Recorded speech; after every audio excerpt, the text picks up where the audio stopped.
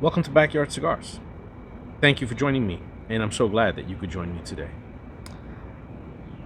Not long ago, a group of family members who love me dearly ventured out to Guatemala. And while in Guatemala, they decided that they were going to find some Cohibas and some not Cuban rums, and some Guatemalan rum for me, which is great. I hadn't asked, but I can always appreciate a very good rum, and Guatemala has one specific brand, Boltron, that to me is their best rum, and I've had it many times. 12, whether it's 12, 15, 18, they're all very good. So I appreciate that. But when it comes to cigars, non-cigar people only relate to one name, one word, Cohiba. And that's what sticks. It's sort of like Rolex, right? People that are not into watches still know what Rolex is. And even if they don't know what makes Rolex special, they know it's expensive and held in high regard, which is more or less what happens with Cohiba cigars.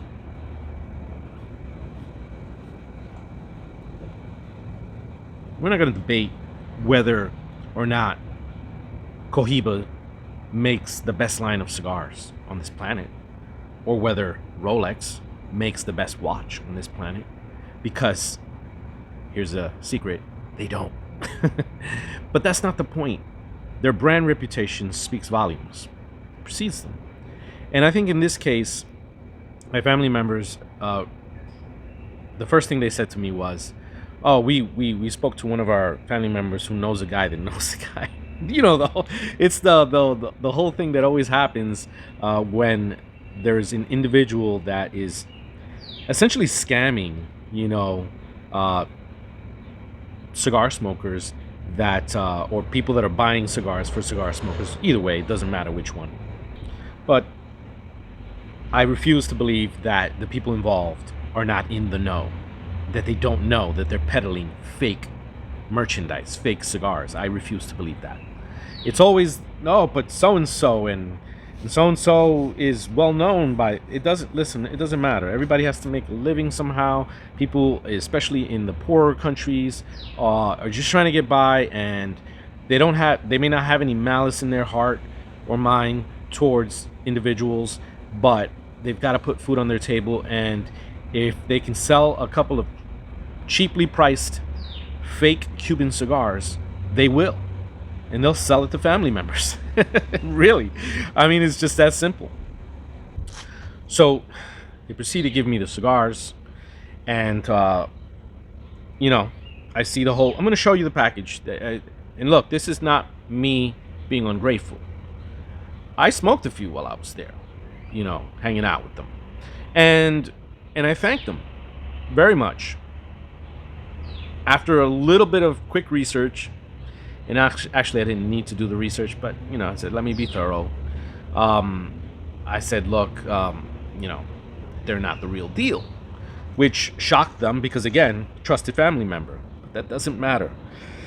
So, and again, to argue the point that the trusted family member know, I mean, it's possible that certain people down the food chain are going to be just told these are Cuban cigars, sell them. But I think that a slightly intelligent person is going to say to themselves, if they are so expensive and so well sought after and in such high demand, why are we selling them for so cheap? Because selling them illegally doesn't equal to less of a price.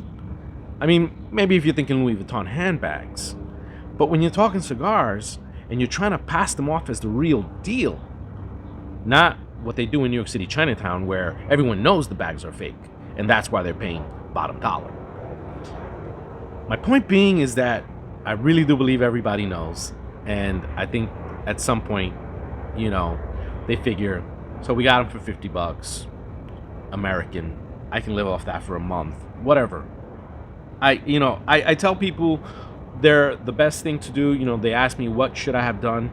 I said, you should have looked up Habanos SA authorized dealer, authorized store. in the area. I think I looked it up rather quickly and I found about one or two. Then there's a listing of other cigar shops that reportedly sell Cubans. But I wouldn't go to them. I would just go straight to the Habanos SA. Even if it meant driving a little further out. And these stores, the Habanos SA stores, are usually in the better parts of these neighborhoods, regardless of where you go. And some of the other sites listed, you don't know about. Maybe they're selling the real deal, maybe, but but you're not a cigar smoker, and you want to do something nice for someone who does smoke cigars that you care about, and you mean no harm or no disrespect. You don't know about these type of things, and I get that. So to all of you family members and friends out there who have done this and have later found out that what they gifted wasn't the real deal, don't kick yourself too badly. You're not into cigars like that. You're not expected to know these little particular details about authenticating and so forth and Habanos SA. It is the thought that counts. But we do also have to examine what we put into our system, because it could very well be that the cigars are Guatemalan tobacco, rolled under the pretense that they're Cuban. But what's in a cigar, right? Like, are we talking about floor droppings, banana leaf, like I have found in the past? Like, what exactly? Because you're gonna put this into your system, so you do have to look this gift horse in the mouth just a little bit. You just have to peek a little bit, because that's what I think is safest. And a lot of people out there, experts mind you, which I'm not, will tell you if they're fake, you automatically trash them. Don't even try to smoke them. Even if they, and by the way, the two that I smoked while I was there tasted a little greenish, but they were smokable. Draw was fine, whatever. The flavors were kind of grassy, not all there. I'm going to show them to you. They're panatella shape, vitola, and I didn't get sick or anything like that. But you just never know. You never know. Okay, here we go. So I got them like this, and it was a pack of 20, right? So the other half has been shared with someone, and so I opened this here, right?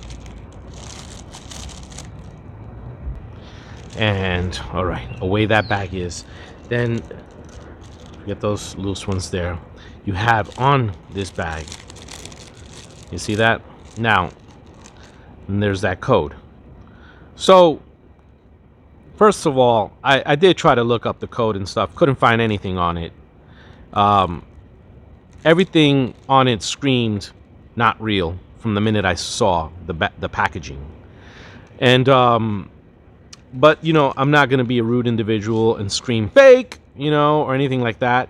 You have to look up a couple of things and just I don't want to say be polite and smoke one, but sometimes, yeah. Sometimes maybe. But here's the first giveaway, right, folks? What's the first giveaway? I'm not one to say that I'm heavily into Cuban cigars and that I know a lot about Cuban cigars, because I don't. I'm learning like the rest of you. Sure, I've dabbled, and I've done the whole authentication thing in the past, so I do have some experience with that, but I'm no expert by any means. But I do keep up to date on Cuban cigars, and I've never heard of a Senorita, which is a Mrs. I've never heard of that. Never heard of that vitola, that line. Looked it up, couldn't find it. That was, of course, confirmation of what I already knew, which was, I don't think that there's such a cigar made by Cohiba named Senorita. The next thing was, okay, now you pull this up right here. Actually, need to turn it.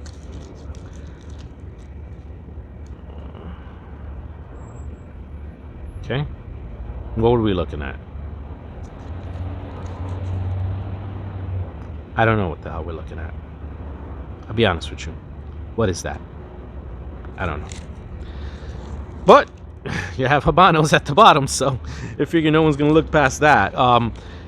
Let's look at some of the cigars, okay? Number one, there are no holograms anywhere on these cigars or the packaging. None. Okay? There's nothing at. You have a popular Vitola, at least what people think are popular Vitolas for a Cuban cigar. You know, that whole popularity of Fidel Castro's Lancero. Look at the band more closely, you say. Well, again, no hologram, but they were careful with the dots, not letting them overlap, but the stock on the band is, well, it's as flimsy as can be. Yeah, I did that on purpose. It's as flimsy as can be. Let's take a look. It feels like a really, really, really cheap paper. Yeah, you got better paper stock on a fortune cookie. You know, that's just the honest truth there. Now, we're gonna take this apart. Now, I know that there is like this proper way of, you know, unrolling the cigar so that you don't actually damage the binder and you don't, you know, yeah, there's a way to do that. But then there's the fast way, the barbarian way, which is what I'm gonna do right now. Yeah, we'll do that. Don't worry about it.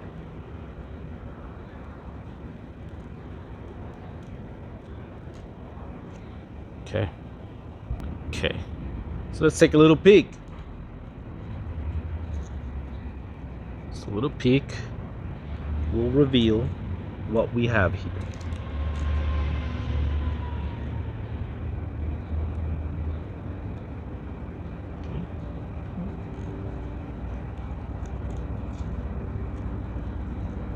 Okay. So, yeah, here's the binder.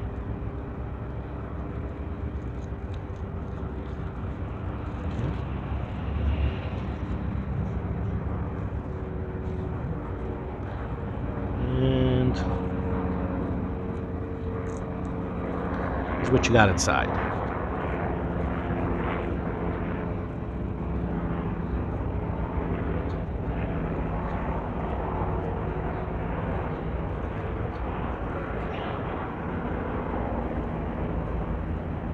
You see that? I'll give you take a close look if you want, you know. But that's what you got. Yeah. Is this something that looks appealing to smoke? No, I don't think so. Is it floor droppings? Doesn't look like it. It doesn't look like floor droppings, but then sometimes things like floor droppings, you know, we expect to think that we would know what floor droppings are, or we envision them something like this, but with some sticks and maybe a stone pebble or something. But a lot of times floor droppings get just compressed into other bricks of tobacco, and you never see that. And they'll remove like little stones and sticks to give it the appearance of a finely chopped tobacco. We'll go back to this here. All right.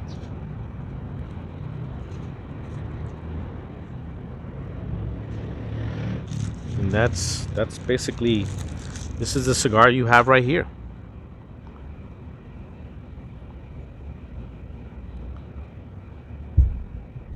With a lot of things, it's just about finding a reputable dealer, right? How do I know that this Paltaga Serie D number 4 is legit and it's real? How do I know that? Well, it shouldn't be because of the amount of money I paid for it, but I mean, that has to be taken into consideration, right? Because if something sounds too good to be true, you know the old saying. But secondly, it was a reputable, authorized by Habanos SA dealer that sold me this. So that's why I know. And even then, look, nothing's bulletproof. Okay? You can still find fakes coming to you even from reputable dealers. Although it would be more something where they sold it to you unknowingly, and hopefully, if they are as reputable as they are supposed to be, they would then take care of you to remedy the situation. When you make purchases like this, you run a risk of either buying something that is harmful to you or simply awful tasting, or there is a lucky number three. And that lucky number three is you actually buy some decent cigars. In the case of Cuba, for example, purchasing them in Cuba, you may actually buy some decent Cuban cigars. They're not Habanos SA, but they're Cuban tobacco. And they could actually be pretty decent and smokable. But how do you know? Well, I mean, the best way is if someone says to you, look, these are not licensed cigars from Habanos SA, from Cohiba. These are something that I use making, tobacco from here or there, whatever. And then there's a story behind it. Oh, and you're selling me a couple of Cuban farm rolls. Great, no problem. I can take that. But ultimately, you really just want to err on the side of caution, because even if you do get a cigar that's decent enough to smoke, I really do believe that this was decent enough to smoke, despite what you just saw. It had a greenish, grassy notes to it, but it was smokable. And in my case, I was just kind of drinking and, talking, so didn't really focus too much on the flavors or lack of flavors, and I had an okay time with it. And I don't think there's anything harmful in it, but how can I be certain? I'm not gonna have the means, nor the desire to have this tobacco tested. Not. But look, I guess the point of this video is really just to share this experience with you, and also let you know that there's more than one reason why you have to be concerned about fake cigars, specifically fake Cuban cigars. And that could run the gamut for a lot of other things. In New York City, a very reputable and famous liquor store chain, or famous old store, was selling allocated bottles of bourbon, and they had been filling them up with something else and resealing them and selling them for thousands. So, settled out of court, whatever. Their reputation's been tarnished. Did they do it knowingly? Was it an inside job by an employee? I don't know. I didn't follow up. But I will say that this Cuban cigar, just 3 months shy of its 3-year-old birthday with me, smoking very well. And I think that as peppery forward as this cigar can be when you buy it fresh, I prefer to lay this down for 2 to 3 years. And I think that you get just a different, the complexity of the smoke. Everything's different. So I recommend trying that. And also being very careful where you buy your Cuban cigars. I don't want to have this conversation with you again. I think you need to know these things before you go out into the world, so that you can truly be a man and a woman. Listen, guys, I'm just pulling a chain. I just want to thank you all for watching this episode of Backyard Cigars. Till next time, thank you, ladies and gentlemen.